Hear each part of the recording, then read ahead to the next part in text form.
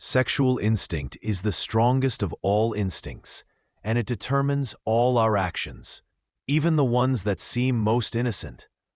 It is the hidden force behind all our passions, emotions, and thoughts. It is the source of joy and suffering, love and hate, courage and cowardice. It governs all human action and is the root cause of most of our mistakes and misfortunes. Arthur Schopenhauer. It's a provocative statement, even offensive to some. But if we dare to look beyond the surface, Schopenhauer wasn't just being cynical. He was pointing to something we rarely want to face, that much of what we believe to be conscious choice may in fact be puppeteered by instinct, especially sexual instinct.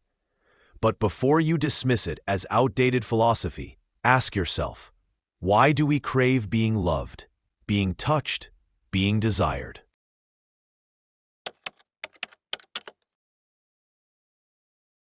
Sexuality isn't merely about physical pleasure.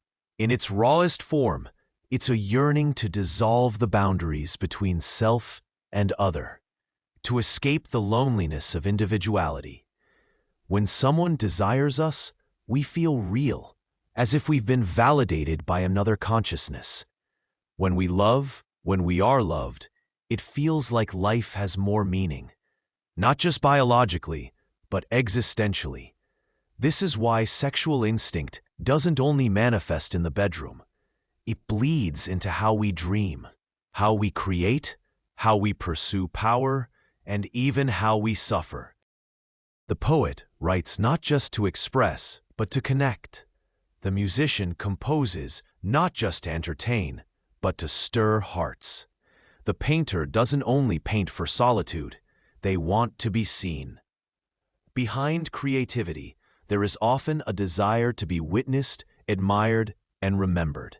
A yearning born not from ego alone, but from a deeper biological longing to matter to someone. Even in spirituality, where one might expect transcendence of the body, we often find language soaked in sensual metaphors, divine union, sacred longing, ecstatic devotion. Freud may have overstated libido, but he wasn't entirely wrong. The sexual drive is often transmuted, not erased.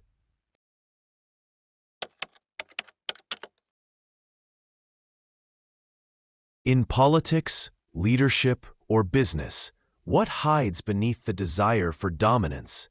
Often, it's a deeper need to be chosen, respected, admired. Power isn't always about control.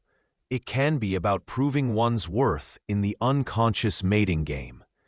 Being seen as competent, strong, or visionary often correlates with being seen as desirable. This doesn't reduce all ambition to sex, but it does remind us that even the loftiest aspirations can have primal roots. The need to be seen, appreciated, and desired is deeply human.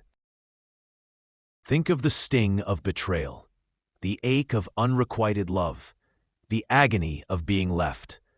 At the heart of these emotions lies not just emotional pain, but existential pain. The terrifying whisper, am I no longer lovable, desirable, chosen? Jealousy and rage often erupt not just because of what we lose, but because of what we believe that loss says about us. At our core, we want to feel worthy of love and connection, and when that's taken away, it can feel like a death of identity. Sexual instinct isn't just pleasure, it's also where some of our deepest wounds live.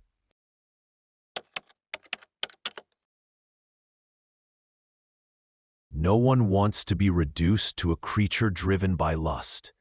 We like to think we act out of reason, ethics, or spiritual insight. And yes, we often do. But repressing or denying our biological nature doesn't make us noble. It makes us blind. As Schopenhauer suggested, instincts aren't meant to be eliminated. They are meant to be understood. Once recognized, we can choose to channel them through creativity, connection, devotion, or discipline. The question isn't, Am I being driven by sexual instinct? It's where is it taking me? And am I awake enough to notice? Facing your inner drives doesn't make you weak. It makes you honest. And only through honesty do you gain real agency. When you are unaware of your deeper instincts, they govern you silently, shaping your choices, your values, and your relationships. But when you learn to observe them, to name them, and even to transform them, you become something rare, a conscious human being. Not just someone who survives or reproduces, but someone who creates meaning. If you found this insight provoking, don't forget to like this video and subscribe to the Psychonaut channel, where we explore the deepest psychological forces shaping your life. Let's journey beyond the surface together.